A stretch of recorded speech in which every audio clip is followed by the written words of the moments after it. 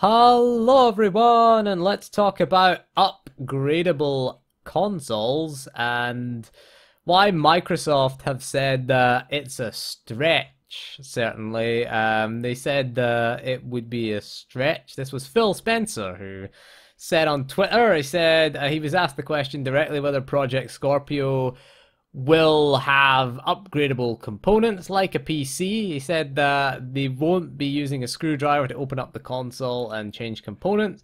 Said it was going to be a stretch, was his word. Now, should consoles have upgradable components? And we have seen consoles in the past with a few upgradable components. Most notable was the Nintendo 64, which allowed you to upgrade the VRAM. Okay, it came with a 1 megabyte module, and you could buy a 4 megabyte module. So basically, it involved removing the 1 megabyte module. You had a little spoon thing. It was kind of a thing in the front of it. It was like a little slot that you opened up, and then you had a little. It looked like a spoon, and you kind of spooned it out. It was a RAM module, and then you took out the 1 meg one and put in the 4 meg one.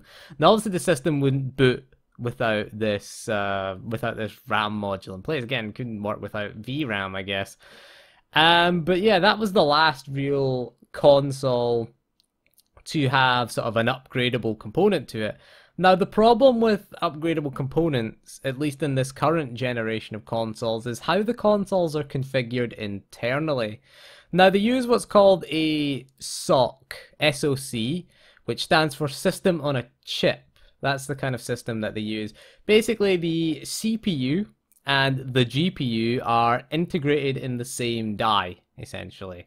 That's what they are. And the RAM is also soldered onto the motherboard. Again, I'll show you in a screenshot of the Xbox One Scorpio. You can see the CPU, and you can see the RAM modules are around it, the little black sort of rectangles that go around the CPU. That's your RAM modules there. Okay, that's what they are. Where this differs from PC is PC offers a modular approach to its design. They have a socket for the CPU. You have a sockets for the RAM, usually 4 or 2. You have the PCI Express socket, which is usually for the graphics card. And then you have things like SATA ports, etc. for your hard drives, M.2 ports, PCI slots, whatever for any other components that you need. But generally, you can swap out a CPU. If you just want to swap out the CPU, yeah, sure. Just take out the existing CPU, remove the heatsink and fan, clean off the residue, the thermal compound residue, take your CPU out, put your new CPU in, add some more thermal compound, put your fan back on, and there you go, you've got a new CPU. Sometimes you might need a BIOS update, sometimes you won't. Again, check with the motherboard manufacturer if you're going to do that. And of course, you have to check that the CPU sockets are compatible. So doing this on Xbox One, bear in mind you'll be upgrading the CPU and the GPU, because they're on the one chip. Is Johnny Consumer going to be wanting to do that? I mean, because people on PC, it's part of, PC gaming is you can upgrade it. That's one of the great things about it. But part of the appeal of console gaming is you buy a box, plug it in, hook it up to your TV, press the power button and go. That's the appeal of it. Are you really going to want to take your console, take the screwdriver, open it up, remove the heatsink, take out the CPU? You're going to have to clean the thermal compound off the heatsink, clean the thermal compound off the CPU, take the CPU out, obviously, put the new CPU in, make sure you put the thermal compound back on. Don't make that mistake. And make sure you take the sticker off if it's got a sticker on it. Don't make that mistake like me. Don't do that. Don't do that. That's wrong and bad. Okay, I'm going to say that. The other thing is RAM. Are you going to have separate RAM modules as well? Again, the PC is fairly modular. If you want to upgrade your RAM, again, you usually don't have to take out old RAM unless you're changing the RAM completely. Again, RAM works in pairs. So again, you usually just have to click it into place and that's it. With the Xbox One and PlayStation 4 and PlayStation 4 Pro and Scorpio by the screenshot, there is the RAM is integrated into the circuitry. I mean, obviously it saves them money, this does. This whole system on a chip layout saves them a lot of money. You know, it certainly is. It's done for usually monetary reasons. You get your CPU and GPU on the one die. It also keeps the system compact as well. You know, with regards to sort of system size. It's why again the Xbox One S gets a bit smaller as well, and has things like internal power supplies and things like that, because you know you can keep things relatively small because you don't have to have, you know, a separate socket, separate area for your RAM, separate CPU, etc. But yeah, it just keeps it compact, keeps the cost down. I think that's the primary reason why they go for it. Again, that's why again you won't see like an Nvidia GPU in the Xbox One Scorpio, because it is an AMD. The system on a chip is AMD. You know, it's an AMD CPU, and it's an APU, they call it, added in there as the graphics processor is on the same die as the CPU. So they say obviously the Scorpio 6 teraflops of performance from the GPU. They said 8-core CPU. Is unconfirmed whether it'll be Ryzen or not. A lot of people are doubting this because they have stated that it must be compatible with the Xbox One. Okay, so you know, will it write as different instruction sets for Ryzen as compared to Jaguar? Are they compatible with each other? Will it create compatibility issues? Microsoft has said that it isn't going to create compatibility issues. So that leads a lot of people to believe it will just be a beefed up Jaguar CPU, similar to the PS4 Pro.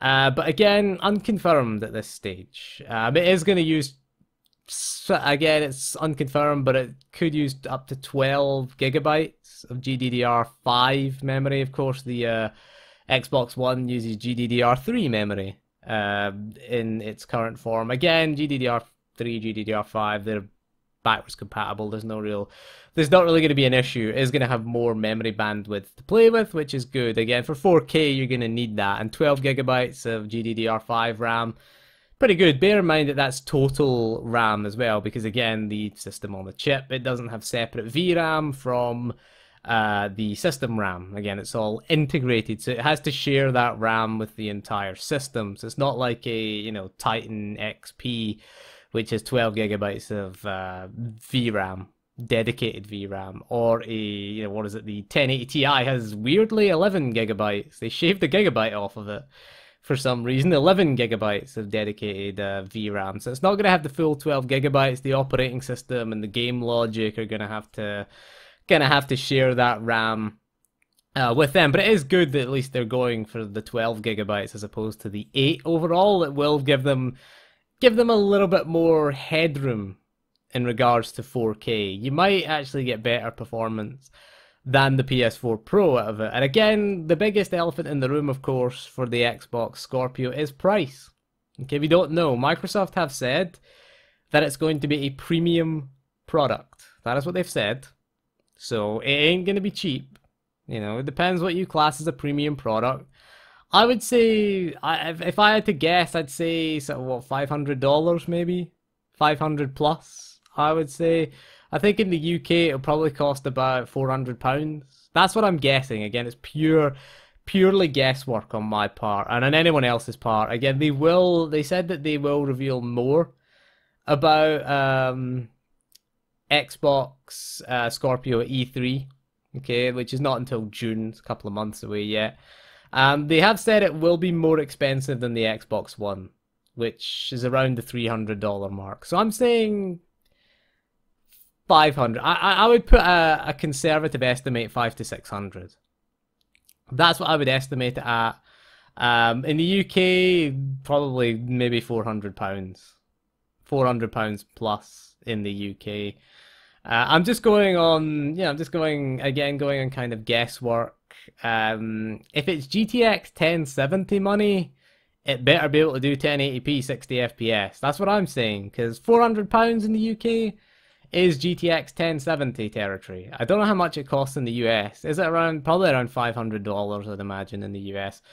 I don't know. Things are usually cheaper in the US, but again, I don't live in the US. I don't keep up with US pricing generally. So I don't know is the answer. I don't know how much a GTX 1070 costs in the United States.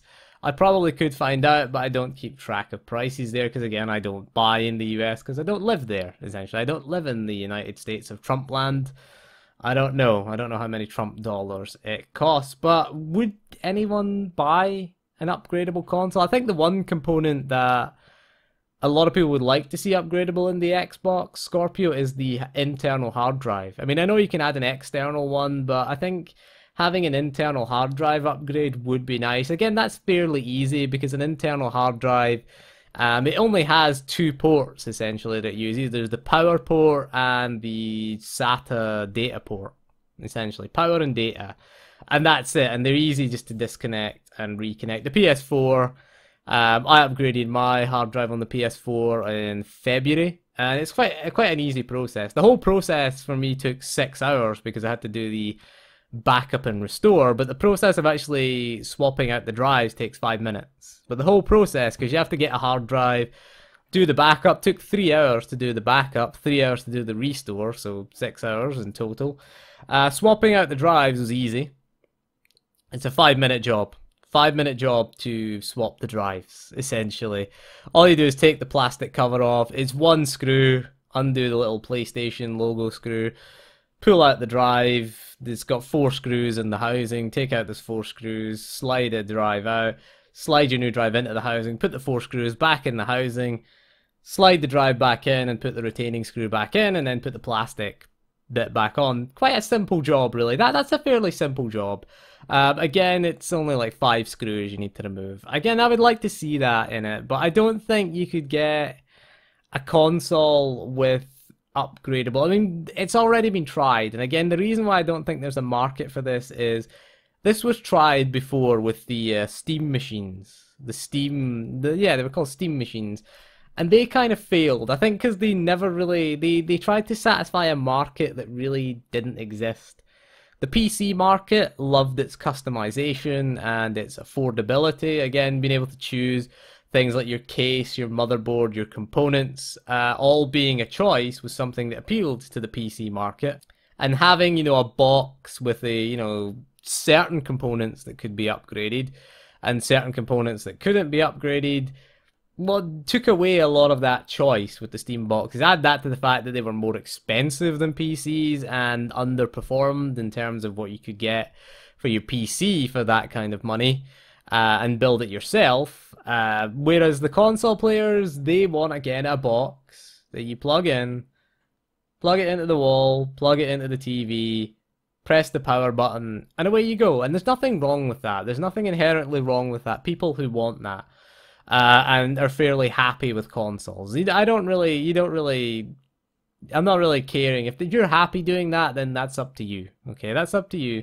If you want the choice, the freedom of what you put in what you can put in your system, games you can play, what peripherals you can use, etc., then the PC offers that. Okay, it does have some disadvantages as well. I mean, assembly of a PC, it's not the most complicated thing in the world, but it certainly is more involved than plugging it, just plugging an HDMI cable in and plugging a power cable into the wall socket. That's basically the assembly of a console. Essentially, it's fairly easy. Whereas a PC, you've got to get the CPU, motherboard, and there is stress associated with the PC. I won't lie to you. If you build a PC and if you've not convinced yourself you've broken it 5 times, then something I'd be worried then, because every time you put something in, oh shit, I broke it. Oh shit, I broke it. No, you've not broke it. And that moment when you go to hit the power on button, I quite like that. That's a nice tension. Will it boot? Will it post? And then it does what? Yes, perfect. That moment, there's a good sense of accomplishment in a PC build that you don't get with a console. But then if people want to choose to, have a box that they plug in and away they go, then that's fine. That's fine by me. I'm not against that, really. I just feel like the PC is the superior platform and offers you the choice. Again, that's the biggest plus for PC gaming. But anyway, upgradable consoles, would you like to see them? I personally don't think there's a huge market for it. I mean, I'm not against the idea in principle, but I just don't see there being a market. I think you could argue it's pro-consumer to have upgrades and have choice, but I mean, the biggest problem is not for the consumer. I think it's for the developers, because then you'd have to have the developers would generally have to, sort of create benchmarks for each system, and it would, or each level of the system, and it would create, some extra optimization and extra work for the developers. And games are already expensive enough. Certainly extra testing would be at hand. We have seen that with PS4 Pro games. Some games have a pro mode. Sometimes it works better, sometimes it doesn't. Issues arise. So making things more complex for developers, I don't think is the best idea, to be honest with you. But again, it's up to you. Would you like to see upgradable consoles? Let me know in the comments. And thank you for joining me. And we'll see you again soon. And goodbye.